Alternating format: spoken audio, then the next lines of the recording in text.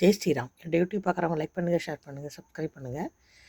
இந்த ஒரு விஷயம் நான் ரொம்ப நாளாக சொல்லணும்னு நினச்சிட்டு இருந்தால் மறந்து போயிட்டேன். திருப்பி ஞாபகம் வந்துடுது. ஒரு 2 வருஷத்துக்கு முன்னாடி இங்கே எங்கள் பக்கத்தில் காலி பிளாட் இருக்கும் பாருங்கள், பெரிய காலி பிளாட் இருக்கும். அங்கே ஒரு ஜாதியை சேர்ந்தவங்க ஒரு கூட்டமாக இருக்கிறாங்க. பக்கத்தில் ஒரு 150 ஃபேமிலி இருக்குது. பேரை சொல்ல விரும்பல, ஜாதி பேரை, ஏன்னா அது ஒரு இஷ்யூ ஆகிடும். அவங்கெல்லாம் ஒரு கல்யாண காட்சி, ஒரு நல்லது கெட்டது எல்லாத்துக்குமே காலி பிளாட்டில் தண்ணி அடிச்சுட்டு மலமாக இருப்பாங்க.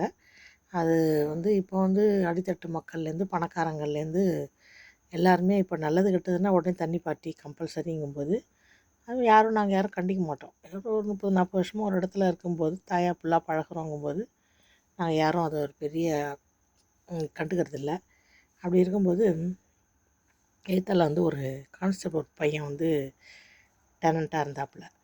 இது மாதிரி இவங்க சத்தம் போட்டுட்டு தண்ணி அடிச்சிட்டு இருக்கும்போது அது ஒரு போலீஸ்காரங்கிற ஒரு இது இருக்கும் இல்லையா, அவர் அதனால் என்ன இங்கெல்லாம் சத்தம் போடுறீங்க அப்படின்னு சொல்லி சத்தம் போட்டாப்புல. சத்தம் போட்டோடனே இவங்கெல்லாம் என்ன பண்ணியிருக்கிறாங்க, அந்த பையனை போட்டு நல்லா அடிச்சிட்டாங்க. எல்லாம் பொம்பளை ஆம்பளை எல்லாம் சேர்ந்து நீ ஒண்டி தானா போலீஸு, எங்கள் ஆளுங்களும் இருக்கிறாங்க அப்படிங்கிற மாதிரி சொல்லி அடிச்சிட்டாங்க.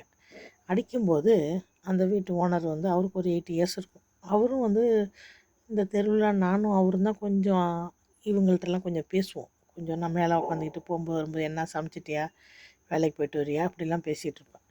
அந்த மாதிரி அவரும் கொஞ்சம் எல்லாருக்கூடையும் ஃப்ரெண்ட்லியாக தான் இருப்பார். அந்த தைரியத்தில் அவரும் எதுக்கு அடிக்கிறீங்க அப்படின்ற மாதிரி கேட்க போக அவரையும் போட்டு அடிச்சிட்டாங்க. இந்த விஷயங்கள்லாம் நான் கேள்விப்பட்டது தான், நான் பார்க்கல. என்னாச்சுன்னா, சாதாரணமாக நான் சாயந்தரம் டிஃபன் வேலையில் நைட்டு டிஃபன் வேலையெல்லாம் கோதுமை மாவு பிசைஞ்சு வச்சுட்டு, இல்லாட்டி இட்லிக்கு சட்னி அரைக்கான அரைச்சி வச்சுட்டு கொஞ்சம் வேலையெல்லாம் முடிச்சுட்டு தான் வெளில போவோம். 6 மணிக்கு முன்னாடி ஆல்மோஸ்ட் போக மாட்டேன். எனக்கு வந்த பிறகு எனக்கு வேலை செய்யறதுனா எனக்கு முடியாது, கஷ்டமாயிடும். அதனால் அன்னைக்கு என்னன்னு தெரிலங்க, 5 மணிக்கெலாம் கிளம்பி நான் ஏதோ ஒரு வேலையாக வெளில போயிட்டேன். எங்கள் வீட்டுக்காரர் கூட கேட்டார், என்ன இவ்வளோ சீக்கிரம் ஒரு 6 மணிக்கு தானே அப்படின்னு. இல்லைங்க, என்னமோ போகணுன்ட்டு போயிட்டு வந்துடுறேன், வேலையை முடிச்சுட்டு வந்துடுறேன்ட்டு போனேன்.